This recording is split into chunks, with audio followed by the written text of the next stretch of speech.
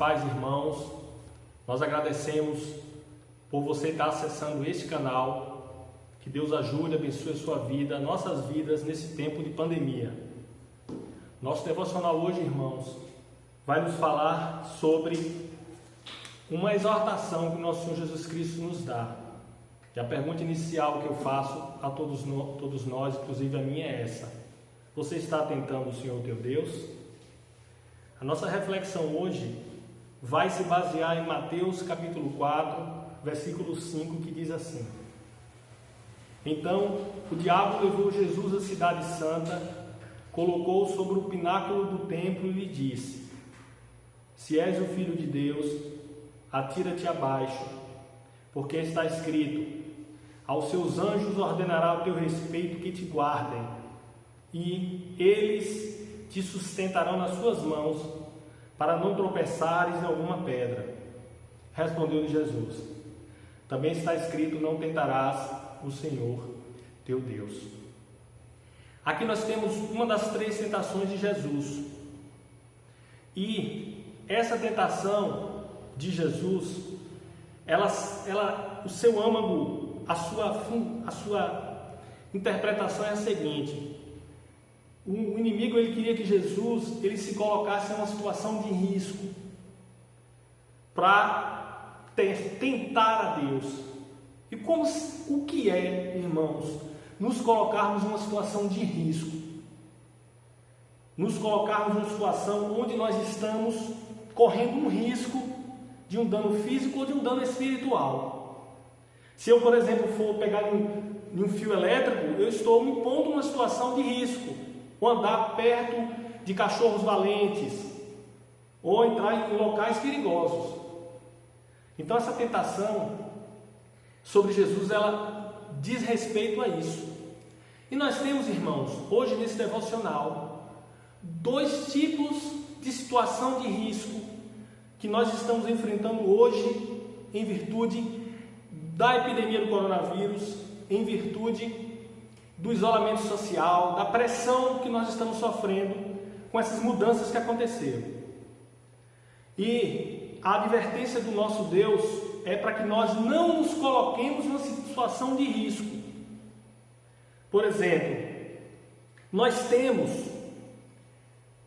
um caso de uma pessoa que chegou e disse que não ia usar máscara, não ia usar as medidas necessárias de higiene, porque Deus o ia proteger de pegar o vírus, o coronavírus. Então, no momento em que essa pessoa ela não usa as restrições epidemiológicas necessárias para não adquirir uma doença, ela está tentando o Senhor Deus. E nesse primeiro nós vamos falar hoje sobre 2 situações de risco: o risco físico e o risco espiritual. O risco físico é o corpo físico, a nossa vida. E dentro dessa situação primeira de risco, irmãos, eu trago o que o Evangelho, o apóstolo Paulo fala em Romanos capítulo 13, versículo de 1 a 5. Porque os magistrados não são para temor, mas para fazer o bem. E sim, quando se faz o mal, queres tu temer a autoridade, fazes o bem e terá louvor dela. Todo homem seja sujeito às autoridades superiores, porque não há autoridade que não proceda de Deus, e as autoridades que existem foram por ele instituídas. De modo que aquele que se opõe ou resiste à ordenação de Deus, e os que resistem trarão sobre si mesmo condenação. Então a primeira advertência é o risco de nós nos pormos na situação e tentarmos o nosso Deus. Irmãos, e temos uma outra situação de risco também, que é uma situação de risco espiritual. Risco espiritual, que é o risco de nós adentrarmos por situações espirituais que vão de encontro à doutrina pura e à doutrina sã. Eu queria trazer para os irmãos o que o apóstolo João nos diz aqui em seu Evangelho. Ele diz assim: Jesus diz: em verdade vos digo, quem não entra pela porta do aprisco das ovelhas, mas sobe por outra parte, é ladrão e salteador. Então nós vivemos em um momento em que está havendo um bombardeio espiritual também por parte dos inimigos, as principados e potestades da igreja. E esse bombardeio, ele entra em nossas casas através de fogo estranho. O que é o fogo estranho? Doutrinas de conspiração, doutrinas que vinculam o Evangelho de Cristo à política, doutrinas que vinculam conspirações internacionais, doutrinas que querem trazer para o momento atual situações como, por exemplo, a marca da besta, que nós já estamos na grande tribulação, que o chip já foi implantado. Então, há um risco espiritual que nós, Igreja de Cristo, estamos correndo justamente por não estarmos em congregação com os nossos pastores. E como o primeiro risco espiritual, ele nos traz um dano físico e ele pressupõe a desobediência a autoridades. O risco espiritual também nos traz um pressuposto de uma desobediência às autoridades eclesiásticas, porque vivemos em um momento de turbação intelectual e espiritual. E o que é que a palavra de Deus nos diz, irmãos? A palavra de Deus nos diz o seguinte, em Efésios capítulo 4, de 11 a 13, diz assim: e ele mesmo concedeu uns para apóstolos, outros para profetas, outros para evangelistas e outros para pastores e mestres. Se o primeiro risco caracteriza uma desobediência às autoridades civis, o segundo risco caracteriza uma desobediência às nossas autoridades eclesiásticas. Porque nós, membros, precisamos entender que nossos líderes, eles estão aqui porque eles são mais capacitados do que nós para discernir o momento que estamos vivendo. Os nossos líderes, eles foram instituídos por Deus e com a capacidade espiritual, com sabedoria, para que possa nos guiar nesse momento difícil que estamos vivendo.